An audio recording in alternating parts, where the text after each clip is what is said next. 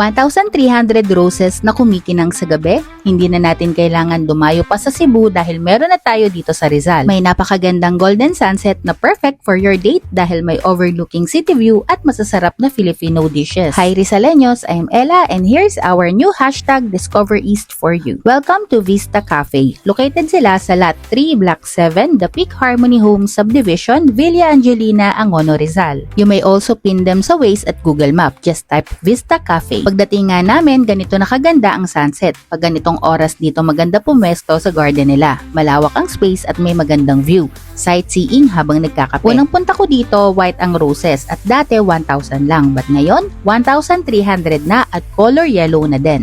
Marami silang spots dito na maganda for picture taking. May glass wall na din kaya maganda ang pasok ng daylight sa loob ng resto. Ganito kaganda pag magda-dine-in ka dito ng sunset. Ang maganda nga din dito sa Vista Cafe is they cook as you order. May konting waiting time pero makakasigurado kayo na bagong luto ang lahat ng isi-serve nila sa inyo. Hinintay na din namin na medyo dumilim para sa city lights. And guys, sobrang sulit ng paghihintay namin. Dahil kung gaano kaganda ang city lights, ganun din kaganda itong mga LED roses. Sakto nga ang pagdating ng food namin. Umorder kami nitong parmesan chicken, garlicky at hindi tinipid sa parmesan.